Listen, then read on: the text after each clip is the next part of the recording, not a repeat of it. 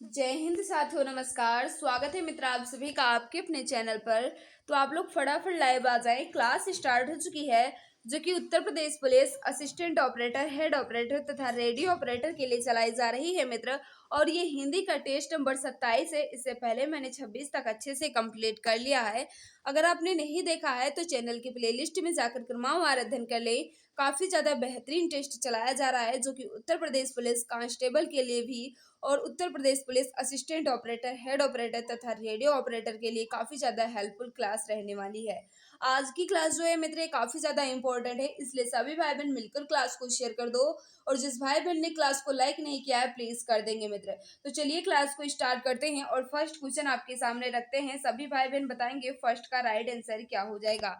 Question number 39 से start है, क्योंकि आपको पता है कि 38 तक जीके होता है, उसके बाद दूसरा सेट हमारा हिंदी स्टार्ट हो जाता है। तो आपसे क्या पूछ रहा है, हिंदी वर्णमाला में अंतस्थ व्यंजन कौन से हैं।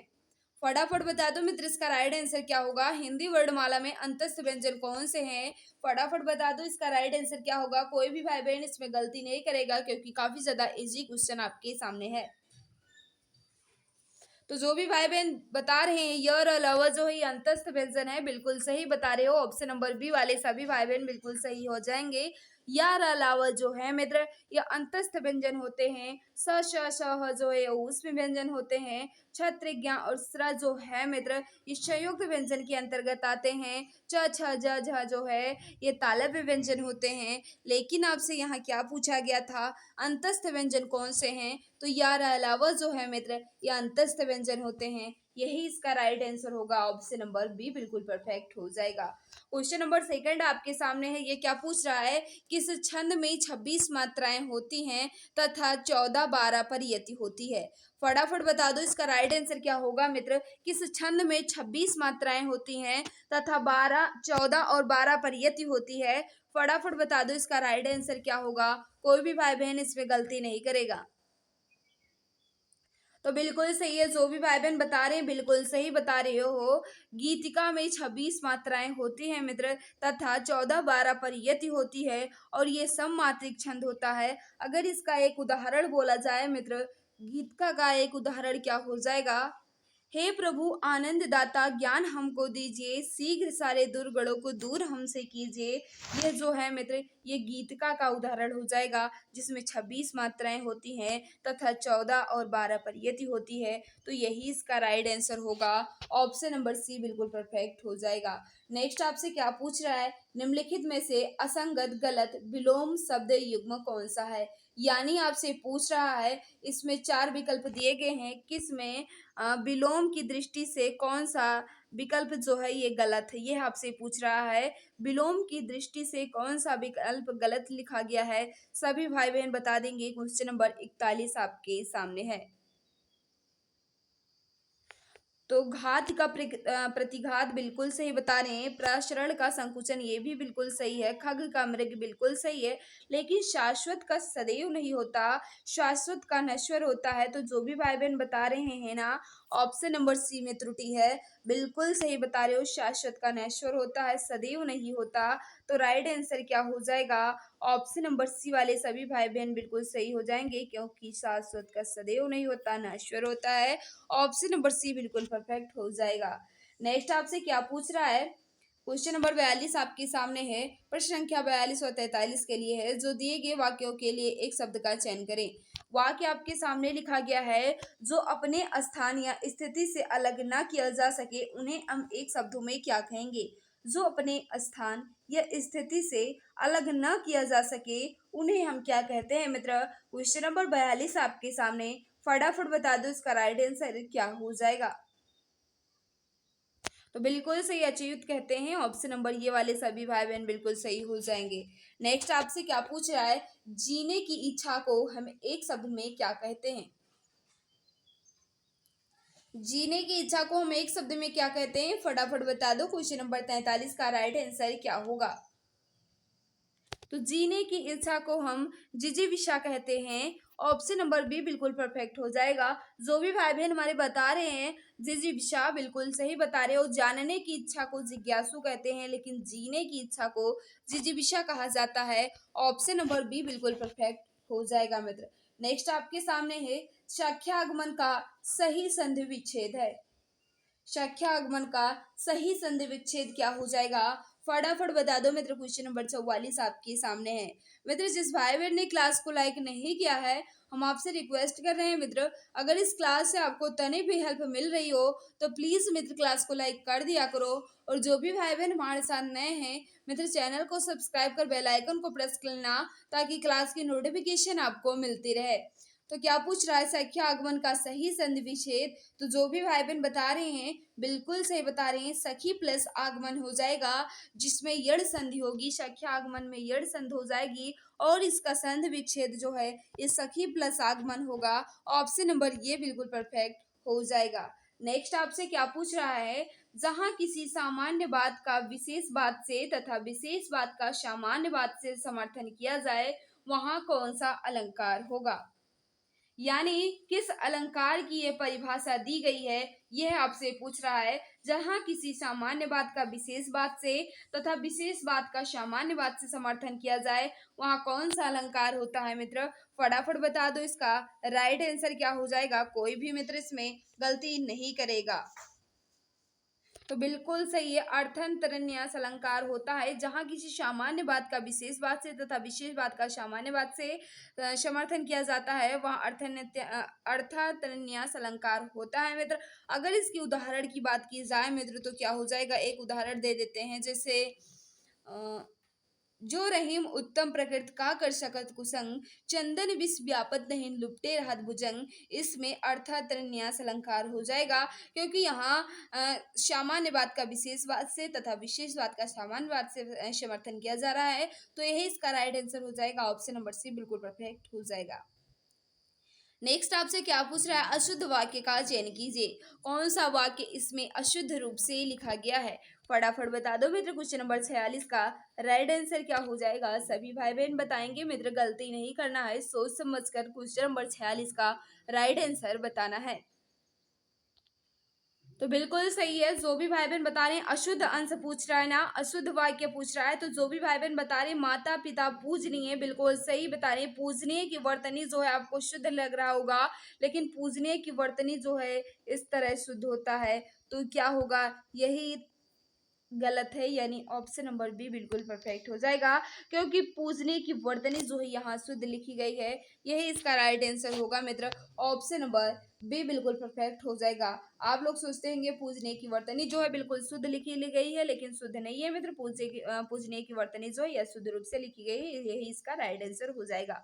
छायादार शब्द किसका उदाहरण है, छायादार शब्द जो है ये किसका उदाहरण है, देशज है, विदेशज है, तत्सम है या संकर है, फटाफट बताओ। क्वेश्चन नंबर 47 का राइट आंसर क्या होगा।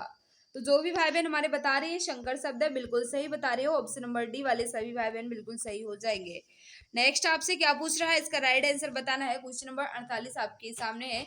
निम्नलिखित में से किस विकल्प में सभी शब्द भाववाचक संज्ञा शब्द हैं। भाववाचक संज्ञा की बात कर रहा है मित्र, क्वेश्चन नंबर 48 आपके सामने।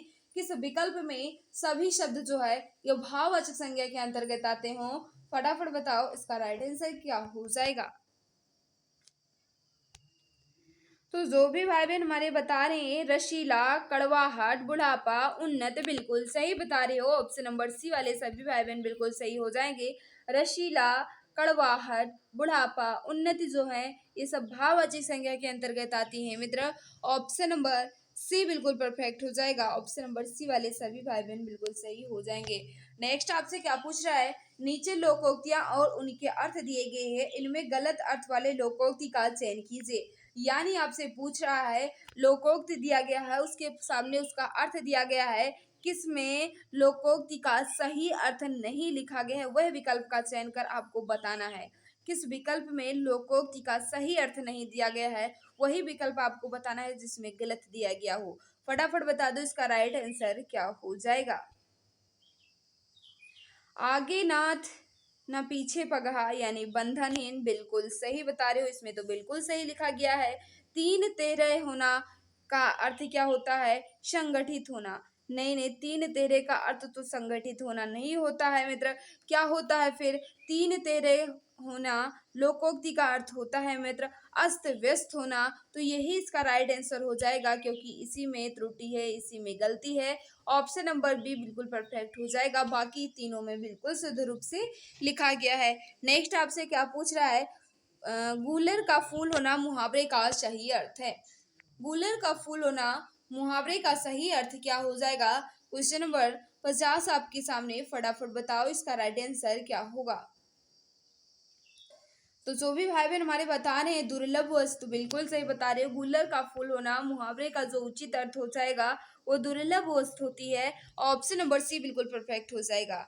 नेक्स्ट आपसे क्या पूछ रहा है? मैंने राधा के लिए कपड़े खरीदे, इस वाक्य में कारक का प्रकार बताइए।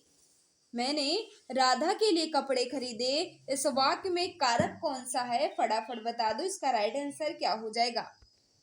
तो साफ साफ दिख रहा है इसमें संप्रदान कारक है मित्र। ऑप्शन नंबर सी बिल्कुल परफेक्ट हो जाएगा। नेक्स्ट आपसे क्या पूछ रहा है? किस भाव की किस भाव की परिपक्व अवस्था को रस कहा जाता है? किस भाव की परिपक्व अवस्था को रस कहा जाता है? फटाफट बता दो मित्र इसका राइट आंसर क्या हो जाएगा। तो जो भी भाई बहन बता रहे ना 52 का बिल्कुल सही बता रहे हो। अस्थाई भाव की परिपक्व अवस्था को रस कहा जाता है। अस्थाई भाव ही रस का आधार होता है मित्र। तो यही इसका राइट आंसर हो जाएगा। अस्थाई भाव ही परिपक्व अवस्था को रस कहा जाता है, यानी अस्थाई भाव ही रस का आधार है मित्र। ऑप्शन नंबर डी बिल्कुल परफेक्ट हो जाएगा।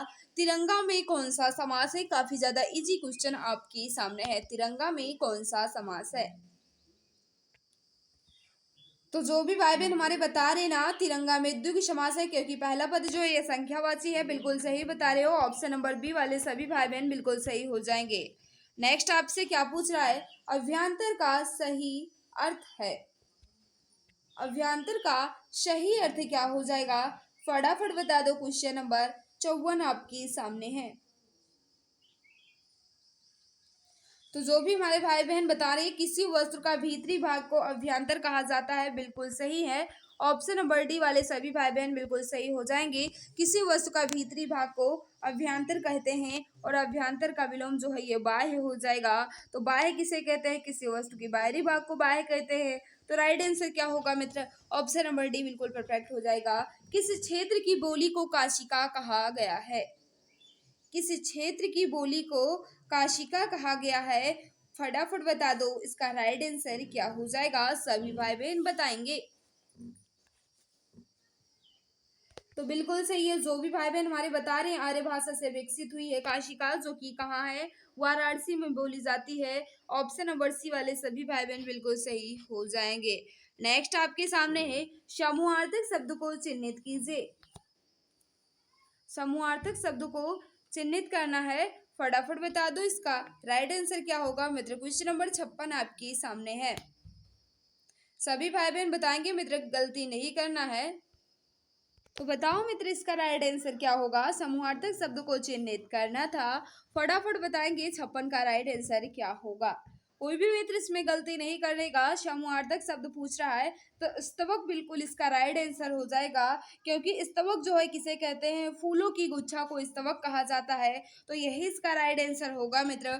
ऑप्शन नंबर ये बिल्कुल परफेक्ट हो जाएगा। नेक्स्ट आपसे क्या पूछ रहा है? क्वेश्चन नंबर 57, जूही की कली कविता के कवि कौन है? जूही की कली ये जो कविता है, इस कविता के रचयिता कौन है? फटाफट बता दो क्वेश्चन नंबर 57 का राइट आंसर क्या होगा मित्र। सभी भाई बहन बताएंगे। क्वेश्चन नंबर 57 आपके सामने है। तो जो भी भाई बहन हमारे बता रहे हैं बिल्कुल सही बता रहे हैं। जूही की कली जो है ये निराला जी की रचना है। राइट आंसर ऑप्शन नंबर ये बिल्कुल परफेक्ट हो जाएगा। इनकी बहुत सारी रचना है। अनामिका जो है ये रचना है, क्योंकि अनामिका इन्होंने कब लिखा था? इनकी पुत्री का नाम अनामिका था, इसलिए इन्होंने अनामिका नामक रचना की थी। अप्सरा भी इन्हीं की रचना है, और जूही की कली इनकी रचना है। तो यही इसका राइट आंसर होगा मित्र। ऑप्शन नंबर ये बिल्कुल परफेक्ट हो जाएगा। नेक्स्ट आपसे क्या पूछ रहा है? निम्नलिखित में से मिश्र वाक्य का चयन कीजिए। कौन सा वाक्य मिश्र वाक्य है? फटाफट बता दो। क्वेश्चन नंबर 58 आपके सामने, सभी भाई बहन बताएंगे। मिश्र वाक्य की बात कर रहा है भाई। तो जो भी भाई बहन हमारे बता रहे हैं ना, बिल्कुल सही बता रहे हैं। जो विद्यार्थी परिश्रमी है वह अवश्य सफल होगा। वह अवश्य सफल होगा। जो विद्यार्थी परिश्रमी है वह अवश्य सफल होगा। तो यही इसका राइट आंसर हो जाएगा, क्योंकि मित्र मिश्र वाक्य की बात कर रहा था। तो राइट आंसर क्या होगा? Option number C. जो विद्यार्थी परिश्रमी है वह अवश्य सफल होंगे। बिल्कुल सही बता रहे हो, ऑप्शन नंबर सी वाले। नेक्स्ट आपके सामने है, इसका राइट आंसर बताना है। शब्द युग्म के सही अर्थभेद का चयन कीजिए। अंबुज और अम्बुद का अर्थ आपसे पूछ रहा है। 59 का बताओ राइट आंसर क्या होगा? कोई भी मित्र इसमें गलती नहीं करेगा। अंबुज का और अम्बुद का अर्थ आपसे पूछ रहा है। फटाफट बता दो इसका राइट आंसर क्या होगा। तो जो भी भाई बहन हमारे बता रहे हैं, अंबुज का अर्थ होता है मित्र कमल और अम्बुद का होता है बादल। तो ऑप्शन नंबर ये बिल्कुल परफेक्ट हो जाएगा। ऑप्शन नंबर ये वाले सभी भाई बहन बिल्कुल सही हो जाएंगे। नेक्स्ट है, दो समानार्थी शब्दों की पुनरुक्ति के बीच में किस विराम चिन्ह का प्रयोग होता है? फटाफट बता दो इसका राइट आंसर क्या हो जाएगा। दो समानार्थी शब्दों की पुनरुक्ति के बीच किस विराम चिन्ह का प्रयोग किया जाता है? तो योजक चिन्ह का प्रयोग किया जाता है मित्र। तो यही इसका राइट आंसर क्या होगा? ऑप्शन नंबर सी बिल्कुल परफेक्ट। नेक्स्ट है क्वेश्चन नंबर 61, इसका राइट आंसर बताना है। पत्थर का पर्यायवाची नहीं है। पत्थर का पर्यायवाची नहीं है। 61 का बता दो राइट आंसर क्या होगा। सभी भाई बहन बताओ मित्र, इसका गलती नहीं करना है। 61 का पूछ रहा है पत्थर का। तो उरग जो है मित्र ये पत्थर का पर्यायवाची नहीं है। उरग जो है मित्र ये सर्प का पर्यायवाची है, सांप का है, अहि का है और विषधर भी कहा जाता है। ये तो क्या है? सर्प की पर्यायवाची है, सांप की पर्यायवाची है मित्र उरग। ऑप्शन नंबर सी बिल्कुल परफेक्ट हो जाएगा। क्वेश्चन नंबर 62 आपके सामने है, इसका राइट आंसर बताना है। फटाफट बता दो इसका राइट आंसर क्या हो जाएगा। इसको आपको उचित क्रम में लगाना है, यानी पहला जो है और छठवां जो है ये अपने स्थान पर रहेंगे। बाकी को आपको व्यवस्थित करके एक पूर्ण वाक्य बनाना है। तो फटाफट बता दो इसका राइट आंसर क्या हो जाएगा। सभी भाई बहन बताएंगे इस टूटे हुए अंश को व्यवस्थित करके एक उचित वाक्य बनाना है। तो फटाफट बता दो मित्र क्वेश्चन नंबर 62 का राइट आंसर क्या हो जाएगा। सभी भाई बहन बताएंगे, इसके लिए हम आपको 5-6 सेकंड का समय देते हैं। सभी भाई बहन बताओ इसका राइट आंसर क्या हो जाएगा। पहला और छठा जो है अपने यथावत स्थान पर रहेंगे, बाकी को आपको व्यवस्थित करना है। तो फटाफट बताओ मित्र इसका राइट आंसर। तो जो भी भाई बहन हमारे बता रहे हैं ऑप्शन नंबर डी बिल्कुल परफेक्ट बता रहे हो मित्र। ऑप्शन नंबर डी वाले सभी भाई बहन बिल्कुल सही हो जाएंगे, क्योंकि यहाँ देख लीजिए, आप सबको धोखा दे सकते हैं पर आप सबको धोखा दे सकते हैं पर खुद को नहीं। आप सबको धोखा दे सकते हैं पर खुद को नहीं, धोखा खुद को दे सकते हैं। आप सबको धोखा दे सकते हैं पर खुद को नहीं दे सकते। आप खुद को, फिर उसके बाद क्या होगा? आप खुद को धोखा दे सकते हैं पर वक्त को नहीं दे सकते। फिर से देख लीजिए मित्र, आप सबको धोखा आप सबको धोखा दे सकते हैं पर खुद को नहीं। आप सबको धोखा दे सकते हैं पर खुद को नहीं दे सकते। आप खुद को आप फिर उसके बाद क्या होगा? आप खुद को धोखा दे सकते हैं पर वक्त को नहीं दे सकते। तो क्या होगा? ऑप्शन नंबर डी बिल्कुल परफेक्ट हो जाएगा। नेक्स्ट आपके सामने है मित्र, इसका राइट आंसर बताना है। परिमाणवाचक क्रिया विशेषण अव्यय क्या है? परिमाणवाचक क्रिया विशेषण अव्यय क्या है? फटाफट बता दो। क्वेश्चन नंबर 63 का राइट आंसर क्या हो जाएगा। कोई भी भाई बहन गलती नहीं करेगा। परिमाणवाचक क्रिया विशेषण अव्यय की बात कर रहा है, सभी भाई बहन बताएंगे। तो जो भी भाई बहन हमारे बता रहे हैं अत्यंत बिल्कुल सही बता रहे हो। ऑप्शन नंबर डी वाले सभी भाई बहन बिल्कुल सही हो जाएंगे। क्वेश्चन नंबर 68 है। 5 क्वेश्चन को मैंने स्किप कर दिया क्योंकि वो मित्र गद्यांश था। गद्यांश को हम स्किप कर देते हैं। आप लोग कहते हो गद्यांश मत कराया करो, इसलिए हम गद्यांश को स्किप कर देते हैं। पुस्तकीय शब्द में प्रत्यय बताइए।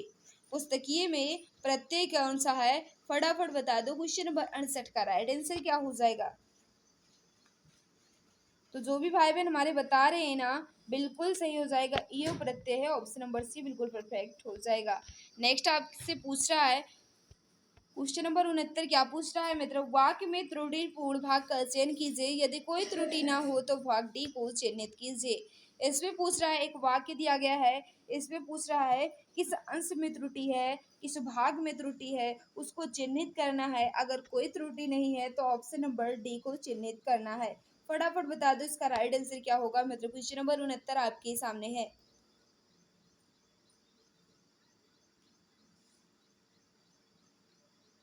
तो जो भी भाई बहन बता रहे हैं वाक्य क्या लिखा गया है, अनेक अध्यापकों, शिक्षाविदों तथा भाषा शास्त्रियों का सहयोग मिला है। तो किस भाग में त्रुटि है मित्र?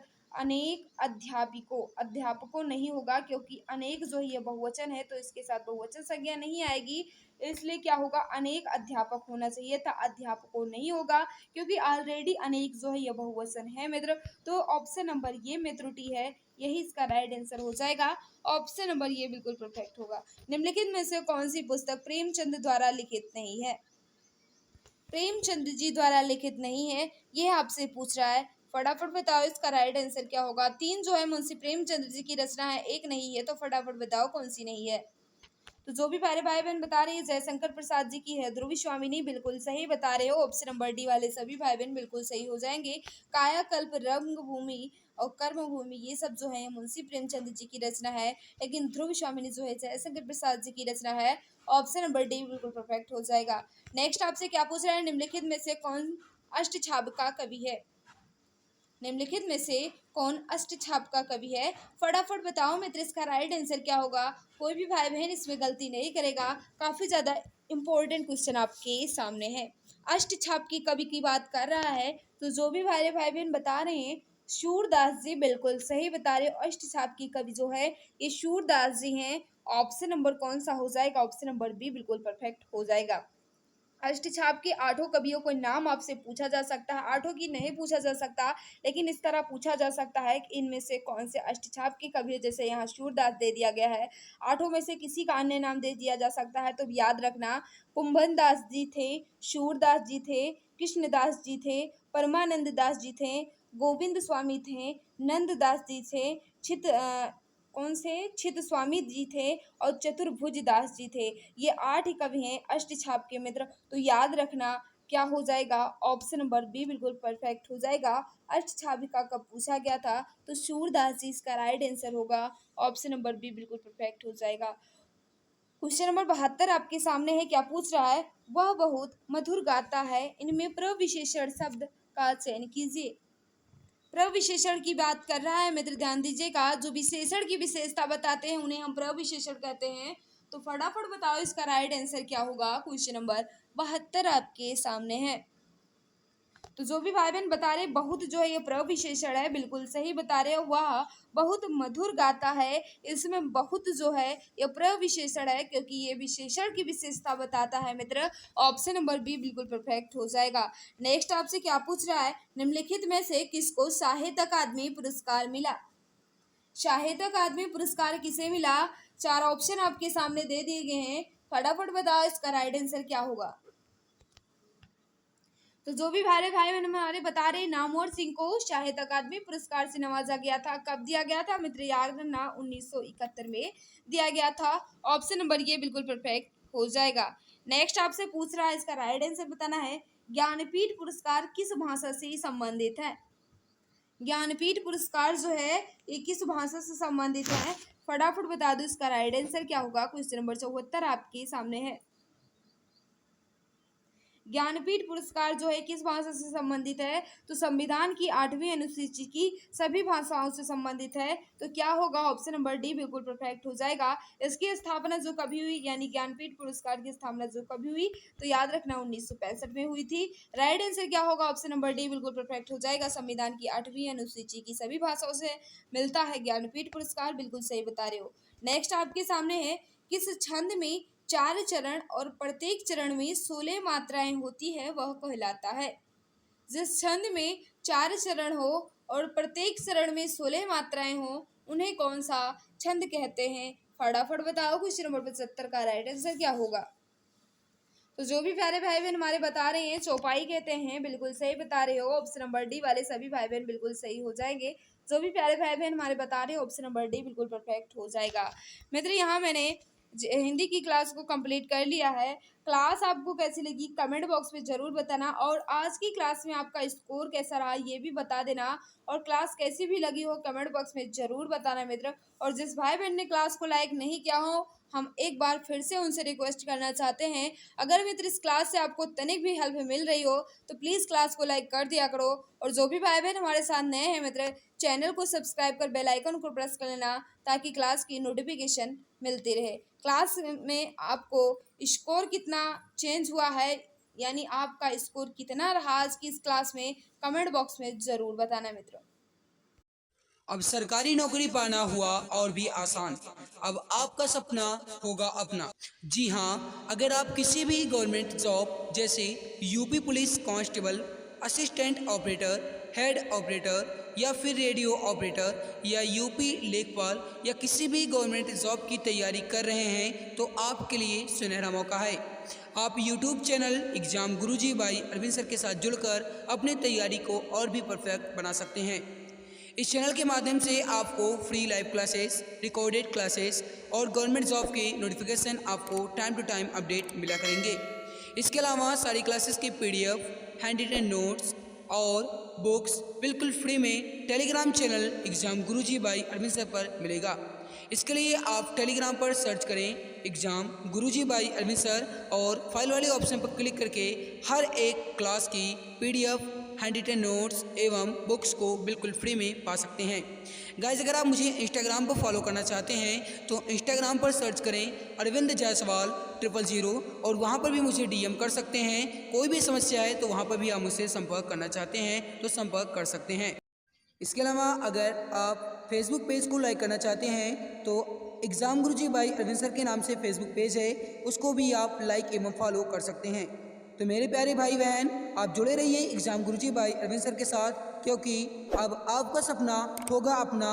एक सीट कंफर्म है, अब की बार सरकारी नौकरी तुम्हारे हाथों में होगी।